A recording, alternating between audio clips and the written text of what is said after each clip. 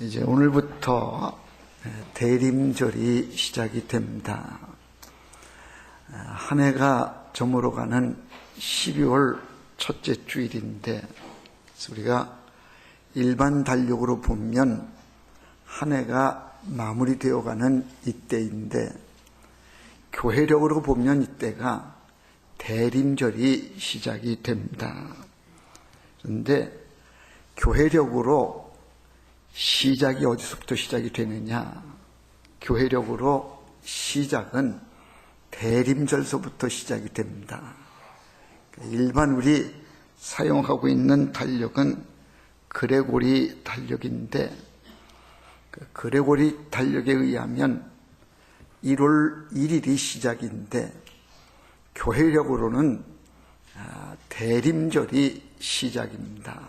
그래서 보면 한 해가 저물어가는 때인데 교회력으로는 시작하는 때. 그래서 끝과 시작이 이제 겸해지는 때가 바로 12월 첫째 주일이다. 바로 오늘이 대림절 첫째 날입니다. 대림절을 영어로 말하면 애드벤트라고 합니다. 이 말의 뜻은 오다 혹은 도착하다, 그런 뜻을 가진 말입니다. 원래 이 말은 로마에서 황제가 즉위한 뒤에 그 나라의 주요 도시를 초두순시할 때에 쓰여졌던 의전적인 용어였다 그럽니다. 그러니까 황제의 방문을 그들은 그분의 방문이다, 그래서 His Advent라고 했다는 겁니다. 그런데 초대교회의 교인들이 진정한 왕이 누구냐, 진정한 황제는 예수 그리스도다. 그래서 진정한 황제가 되는 예수 그리스도께서 오시는 이때가 바로 그분의 방문된 His Advent다, 그렇게 불렀다는 겁니다. 그 이후에 예수님께서 이 땅에 탄생하신 그 절기를 대림절이라 그렇게 부르게 되었습니다. 그래서 결국은 대림절이란 무슨 절기인가? 진정한 왕이신 그리스도께서 이 세상에 오심을 기념하는 절기가 대림절이다. 그리고 다시 오실 그리스도를 기다리고 준비하는 절기가 바로 이 대림절입니다. 이제 오늘부터 이 대림절이 시작이 됩니다. 그러니까 교회력으로 따지면 새해가 시작이 되는 겁니다. 교회는 성탄 잔식을 하고 본격적으로 이제 성탄 분위기를 내게 됩니다. 그런데 교회뿐만 아니라 거리에도 이제 성탄 트리가 등장하게 되고, 백화점이나 호텔, 상가들에 이제 성탄 장식이 이제 수를 놓게 됩니다. 연말과 겹치게 되는 이 성탄절, 그래서 자칫하면 이 대림절이 연말 분위기에 휩쓸려서 의미 없이 지나가는 이런 절기가 되기 쉽다는 겁니다. 대림절 참으로 중요한 절기입니다. 교회력으로 앞서 말씀드린 대로 시작이 되는 절기, 새해 첫 출발이 되는 절기이기 때문에 대림절은 참으로 중요한 절기이기에 이 절기에 우리는 우리의 믿음을 돌아봐야 됩니다. 오늘 봉독한 본문은 대림절을 맞는 우리에게 믿음을 돌아보게 해줍니다. 오늘 본문의 내용은 이렇습니다. 천사 가브리엘이 마리아를 찾아갔습니다. 그리고 놀라운 소식을 마리아에게 전해줍니다. 처녀인 마리아가 아들을 잉태해 낳을 것이라는 겁니다. 그런데 그 아들이 바로 메시아가 될 것이다 라고 말씀합니다. 이 소식을 들은 마리아에게 영적인 변화가 일어나게 됩니다. 귀한 믿음이 생기게 된 겁니다. 오늘 우리는 여기에 주목해서 대림절을 맞이하는 우리가 어떤 믿음이래야 되는지를 마리아에게 주어진 이 성탄의 소식, 가브리엘 천사를 통해 주어지는 이 메시지를 통해서 마리아가 어떻게 반응을 했는지 여기에 우리가 주목해서 몇 가지 함께 은혜를 나누고자 합니다. 먼저 오늘 말씀에 주목되는 것이 천사가 마리아를 부를 때에 은혜를 받은 자여라고 불렀다는 점입니다. 28절에 기록이 되어 있는데 천사 가브리엘이 마리아를 부를 때에 은혜를 받은 자여라고 그렇게 부릅니다. 그리고 이어지는 30절 말씀에 가보면 마리아가 받은 은혜가 무엇인지, 어떤 은혜를 받았는지를 설명해 주고 있습니다. 그 마리아가 은혜를 받은 것은 하나님의 은혜를 받아서 메시아의 어머니가 될 것이라는 겁니다. 마리아는 이때에 자기가 받은 은혜를 확인했습니다. 은혜를 받은 자여, 천사의 부름이 마리아에게 들려지고 마리아는 그렇게 불려진 자기의 이름 위에 아하, 내가 은혜 받은 자이구나, 이것을 깨닫게 되었다는 얘기입니다. 본래 마리아는 자기가 어떤 은혜를 받았는지를 몰랐습니다. 은혜를 깨닫게 된 것은 천사가 알려준 뒤에야 비로소 자기가 은혜를 받은 자의 임을 알게 되었습니다. 사실 마리아는 메시아의 어머니가 되고 싶은 생각이 전혀 없었습니다. 이것을 마음에 품은 적도 없었고 이것을 위해서 기도한 적도 없었습니다. 그런데 하나님께서 일방적으로 은혜를 베풀어 주셔서 마리아가 예수의 어머니가 되게 해 주셨던 겁니다. 그래서 놀라운 이 은혜를 마리아는 일방적인 하나님의 은혜로 받게 되어졌다는 겁니다. 그리고 이 은혜를 마리아는 천사가 알려준 뒤에야 비로소 이 사실을 깨닫게 되었던 겁니다. 마리아가 하나님의 은혜를 입었습니다. 마찬가지로 오늘 우리도 예수를 믿는 우리들도 다 하나님께로부터 은혜를 입은 자들입니다. 우리 가운데엔 예수를 믿고 싶어서 간절히 그래서 하나님을 찾고 예수를 찾으니 아마 별로 없을 겁니다. 예수를 믿고자 노력한 사람도 그리 많지가 않을 것이고 오히려 예수를 비난하거나 조롱했고 때로는 예수 믿는 사람들을 모함하고 또 때리기도 하는, 박해하기도 하는 이런 못된 자리에 있었던 때가 더 우리가 많았을 겁니다. 그랬던 우리에게 하나님은 일방적인 은혜를 베풀어 주시어서 우리를 예수 믿는 사람 구원 백성이 되게 주셨다.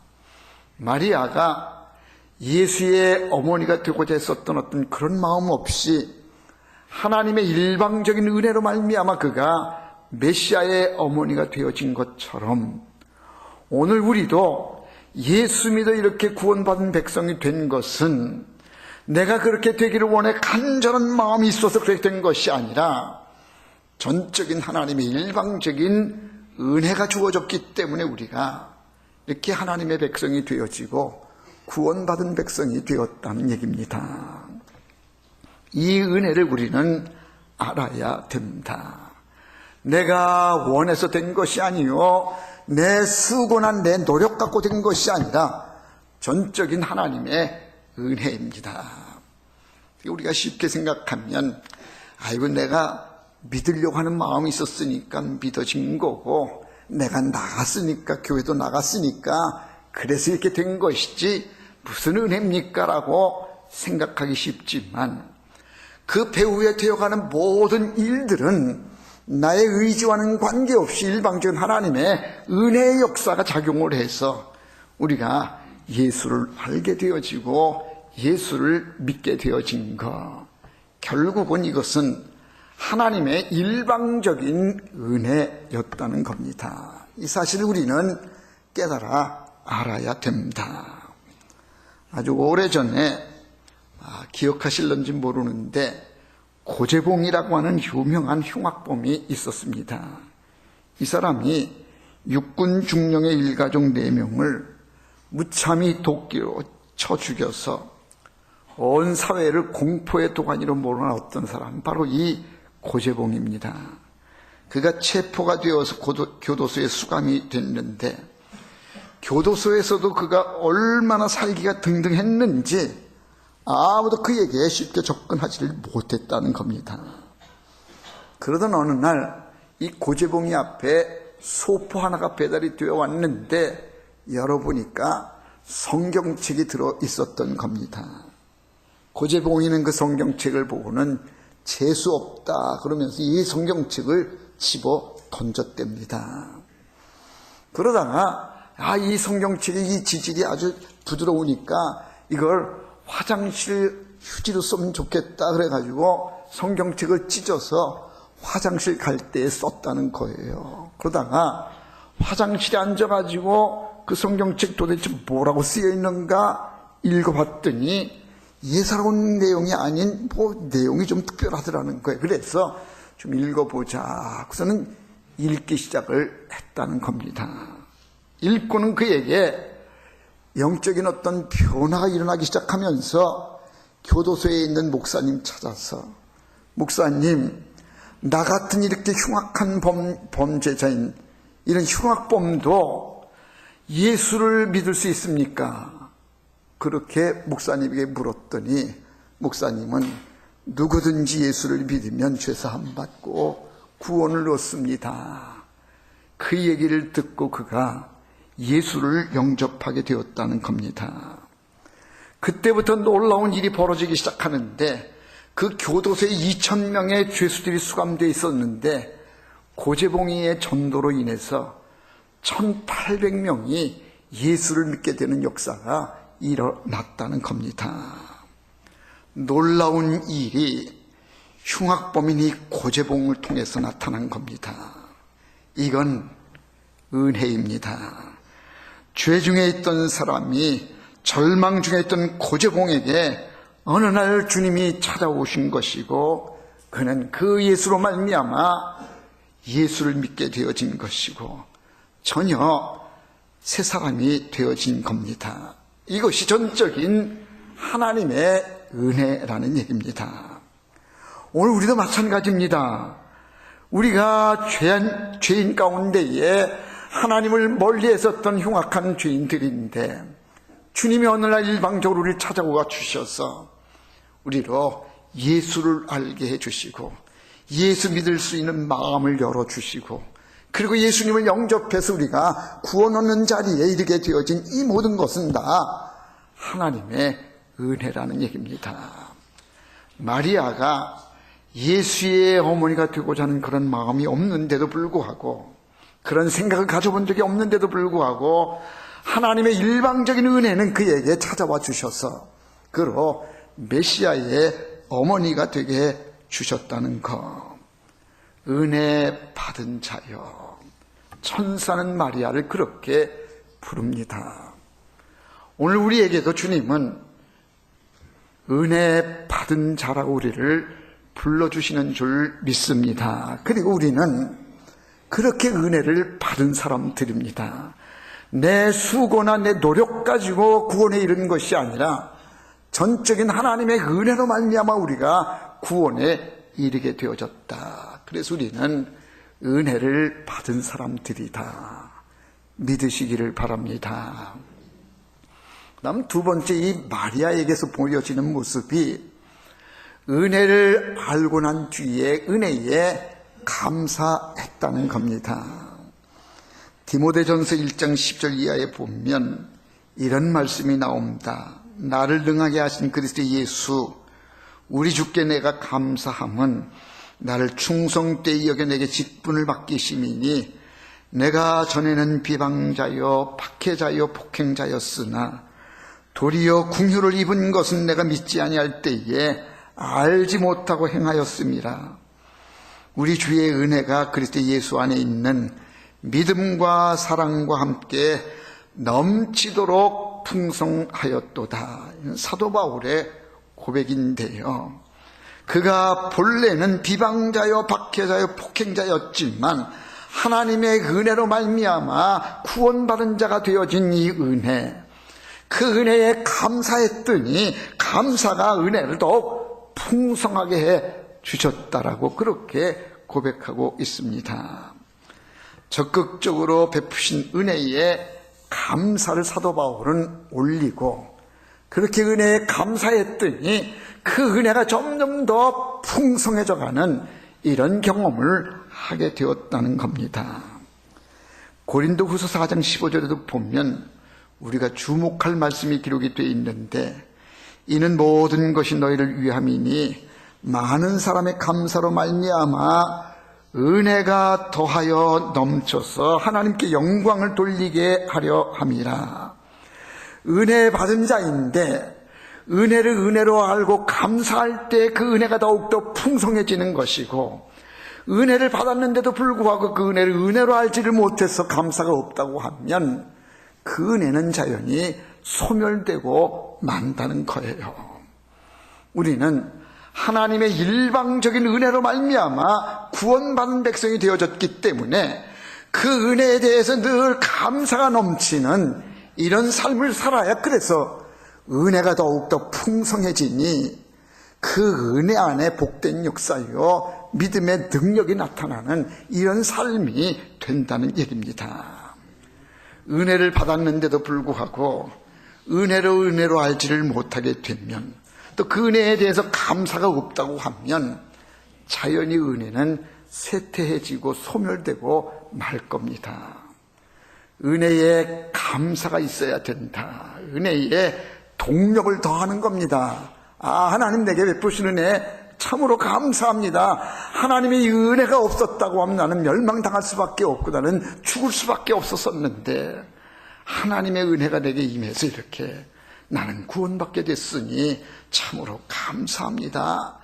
감사가 나의 삶의 은혜를 더욱더 굳건하게 만들고, 그 은혜가 나의 믿음을 더욱더 강하게 만들어가는 역사다. 저는 어렸을 때에 팽이치기를 참 많이 했습니다.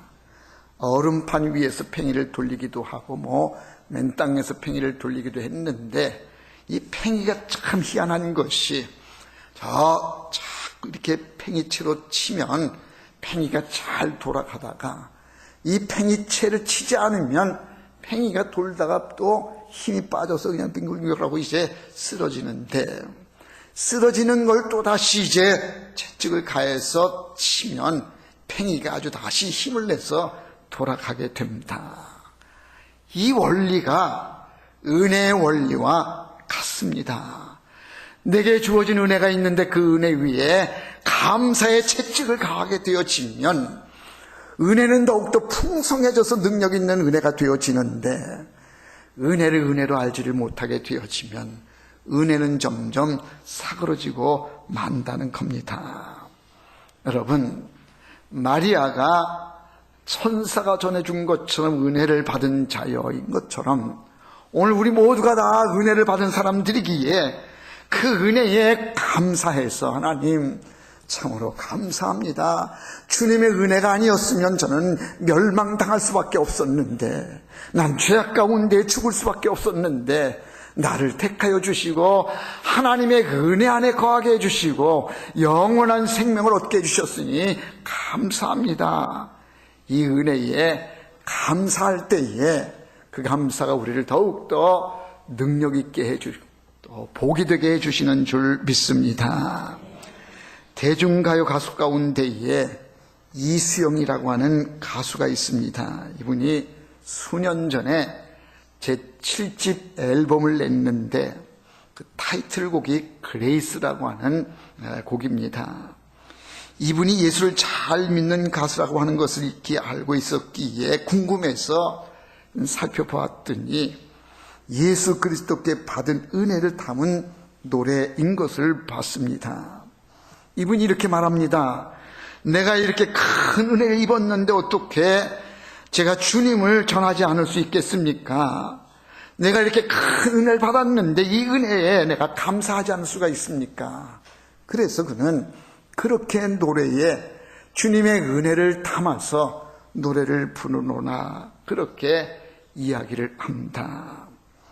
가수가 또 일반 대중가수가 노골적으로 나 예수 믿는 사람입니다라고 나타내기가 결코 쉬운 일이 아닌데, 그런데 이분은 나는 예수 믿는 사람입니다. 예수 믿어 나는 큰 은혜를 받은 사람입니다. 만천하에 노래를 공부하면서 은혜를 감사하는 이런 모습을 보이고 있는 겁니다. 은혜를 은혜로 알고 감사할 때에 거기에 큰 힘이 나오게 되는 거 믿으시기를 바랍니다. 대림절을 맞는 우리의 믿음이 어떤 믿음이 되어야 되느냐? 은혜 받은 자의 힘을 알고 또 그 은혜에 감사가 넘치는 자가 되는 거, 이게 아주 중요하다는 얘기입니다. 세 번째로 마리아가 보여주는 특별한 믿음의 모습이 보입니다. 말씀을 믿었다는 겁니다. 처음에 오늘 본문을 보니까 천사가 와서 마리아에게 네가 아들을 낳을 것이다라고 할 때에 마리아는 그 말이 믿겨지지가 않았습니다. 어떻게 처녀의 몸에서 아기를 낳을 수가 있는가? 이건 도무지 불가능한 일이요, 이성적으로 맞지 않는 일이기에 그는 믿어지지가 않았는데, 그런데 하나님이 하시는 일이다, 성령님께서 하신다라고 천사가 설명해 주자 그때에 비로소 마리아가 그 말을 믿었다. 오늘 본문 34절에 보면 이렇게 기록합니다. 나는 남자를 알지 못하니 어찌 이 일이 있으리까? 남자를 알지 못하는 내가 결혼하지 않은 처녀인데 어떻게 내 몸에서 그런 일이 있을 수가 있겠습니까? 믿어지지가 않는다는 겁니다. 그런데 본문 37절을 가니까 대저 하나님의 모든 말씀은 능하지 못하심이 없느니라. 하나님의 모든 말씀은 능하지 못한 거 없다고 천사가 이야기를 하니까 그때서 비로소 마리아가 믿습니다, 그대로 될 줄로 받아들이고 믿는다고 고백하는 모습을 보게 됩니다. 마리아는 이성적으로는 도무지 이해가 되지 않는 일인데도 불구하고 하나님의 말씀이라고 하면 그 말씀 나는 믿습니다, 말씀을 믿었다는 얘기입니다. 대림절은 예수님께서 다시 오실 것을 믿는 절기입니다. 많은 사람들이 종말에 대해서 믿지 않는 그런 경향들을 우리는 보게 됩니다. 하나님이 천지를 창조하셨다고 하는 것을 믿지 못하는 것처럼 주님이 다시 심판주로 오신다는 것을 받아들이지 않고 믿지 않는 사람들이 많은데, 대림절은 하나님의 말씀이면 믿어야 된다라고 하는 사실을 우리는 마리아를 통해서 보게 됩니다. 이성적으로는 도무지 이해가 되지 않는 처녀가 어떻게 애를 낳습니까? 이거는 있을 수 없는 일입니다. 믿어지지가 않는데도 불구하고 하나님 말씀이면 그대로 될 줄로 믿습니다. 마리아는 하나님의 말씀이라는 데에 그대로 그 말씀을 받아들이고 믿었던 겁니다. 마찬가지로 주님 다시 오신다고 하시는 약속, 그것도 하나님 말씀이기에 그 말씀도 그대로 이루어지는 것을 우리는 믿어야 됩니다. 신약 성경에 보면 예수님 다시 오신다라고 하는 내용의 말씀, 약속의 말씀이 몇 번이나 언급됐느냐, 우리 학자들이 조사를 해봤더니 318번이나 예수님 다시 오신다고 하는 약속의 말씀이 기록되어 있다 그럽니다. 대표적으로 보면 사도행전 1장 10절의 말씀을 들 수가 있는데, 거기에 보면 이렇게 되어 있습니다. 갈릴리 사람들아, 어찌하여 서서 하늘을 쳐다보느냐?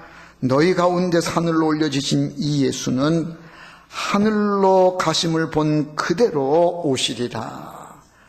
예수님이 승천해 가신 그 모습대로 다시 오신다라고 성경은 분명히 그렇게 말씀하고 있습니다. 요한계시록 22장 20절 보면 이것들을 증언하신 이가 이르시되 내가 진실로 속히 오리라 하시거늘 아멘. 주 예수여 오시옵소서. 내가 진실로 속히 다시 오겠다라고 말씀하시는 이 말씀이 성경에 분명히 기록되어 있어서 말씀대로 이루어진다는 것, 이걸 우리는 믿어야 된다는 거예요. 마리아가 도무지 납득이 되지 않는 일이지만 하나님 말씀이기 때문에 믿었던 것처럼 예수님 다시 오신다고 하는 이 사실도 주님 주신 약속의 말씀이기 때문에 그대로 이루어진다는 것, 이걸 우리는 우리 대림절을 맞이해서 말씀을 믿어야 된다는 겁니다. 마지막 이제 네 번째는요, 마리아는 믿음을 지켰다는 겁니다.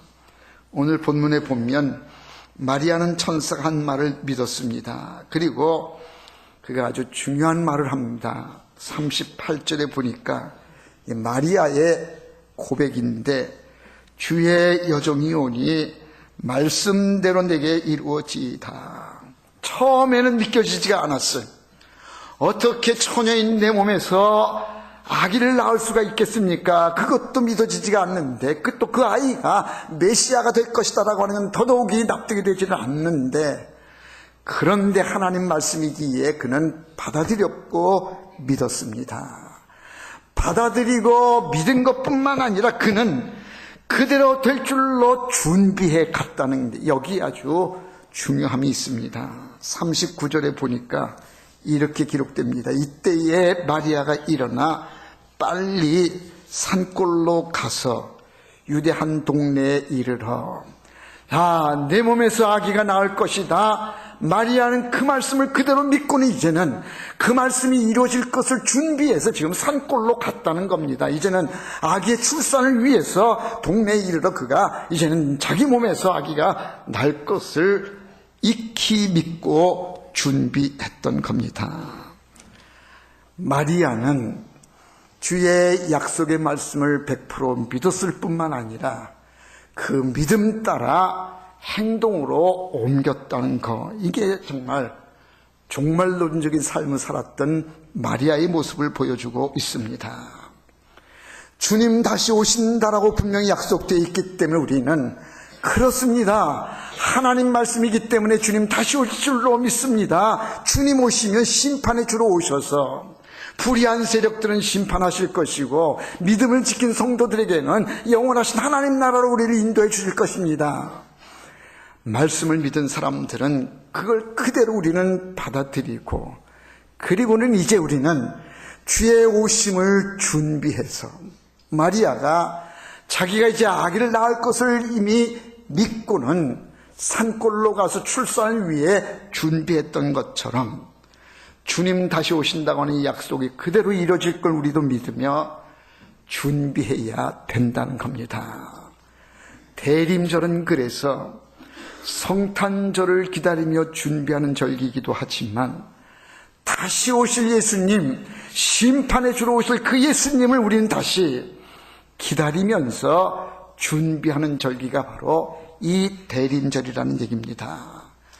주님이 분명히 다시 오실진데 우리는 주님 오심을 맞이하려면 준비를 잘해야 되지 않겠느냐는 겁니다. 믿음의 준비가 없이는 심판의 주로 오시는 그 예수님이 오히려 우리는 두려운 심판의 주가 되어져서 준비하지 못한 사람들은 다 멸망을 당하고 말 것이지만 믿음으로 준비를 잘한 사람들에게는 그 날이 복된 날이요 천국으로 가는 영생의 날이 되어지기에 이 날이 참으로 복된 날이 될 겁니다.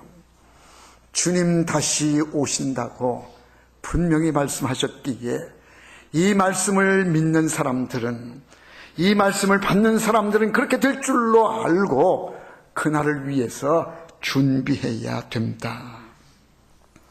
가까운 일본은 지진 공포를 늘 안고 사는 나라가 일본입니다. 1년에 지진 발생 횟수만 해도 1만 6천 건이나 된다 그럽니다. 그리고 일본 정부는 30년 내에 초대형 지진이 일어날 것이다라고 그렇게 공식 발표를 합니다. 아무리 과학이 발달이 돼도요, 지진은 고작 알 수 있는 것이 수초 전에만 알 수 있지 미리 알 수가 없다는 겁니다. 그러니까 지진이 언제 발생할지 모르기 때문에 그래서 일본 사람들은 지진 대비 훈련을 아주 철저히 하고 지진을 위해 준비를 철저히 한다는 거예요. 다른 나라가 같은 진도의 지진이 나게 되면 엄청난 피해를 입는 데 반해서 일본은 상당히 피해를 적게 입는 것을 보는 것입니다. 그들이 철저히 준비하고 대비를 잘했기 때문에 그들은 그렇게 지진에 대해 미리 준비해서 피해를 줄이고 있다는 거예요. 주님이 다시 오십니다. 주님 우리에게 신약 성경을 통해서 무려 318번이나 우리에게 말씀해 주시는데 말씀대로 주님은 반드시 오실 겁니다. 이 믿음이 있는 사람들은 주님 오심을 우리가 준비해야 됩니다. 믿음으로 준비해야 오시는 주님을 우리가 기쁨으로 영접해 맞이할 수가 있지, 준비하지 못하면 그날은 심판의 날이요 무서운 두려움의 날이 되고 말 겁니다. 대림절은 그래서 준비를 시작하는 절기다. 주님의 오심을 기다리면서 믿음으로 준비하는 절기가 대림절이기에 이제 우리는 말씀을 받고 그 말씀대로 우리가 믿음을 잘 지켜서 오시는 메시아 심판의 주로 오시는 주님을 우리가 기쁨으로 영접해야 되겠다는 겁니다. 사랑하는 성도 여러분, 오늘은 교회력으로 새해가 시작되는 그런 날입니다. 이제 대림절에 주님의 오심을 잘 준비해서 주님 오셨을 때에 기쁨으로 맞이하고 영접해서 영생의 복락을 누리는 축복의 역사가 여러분들 위해 있기를 바랍니다. 우리 가운데 초라한 사람이라도 믿음으로 준비하지 못했다가 주님 다시 오셨을 때에 심판받아 멸망당한 애가 있다고 하면 그것처럼 가슴 아프고 마음 아픈 일이 어디 있겠습니까? 대림절 주님의 오심을 기다리며 준비하는 여러분 모두 되시기를 주의 이름으로 축원합니다. 기도합시다. 사랑 많으신 아버지 하나님, 주님의 크신 사랑과 은혜를 감사드립니다. 대림절 첫째 주일을 맞이하여 주님 오심을 기다리는 자의 믿음의 자세가 어떠해야 되는지를 마리아의 모습을 통해서 우리가 함께 나누었습니다. 하나님의 일방적인 은혜를 받은 우리가 그 은혜에 감사가 있게 해주시고 말씀을 받아 믿게 해주시고 그 말씀 따라 준비하는 믿음들 되게 해 주옵소서. 주님 오셨을 때 우리 모두가 기쁨으로 주님을 맞이할 수 있는 영생 복락을 누리는 모두가 될 수 있도록 하나님 도와주시옵소서. 믿음으로 잘 준비하는 성도들 되게 하여 주시옵소서. 예수님의 이름으로 기도하옵나이다. 아멘.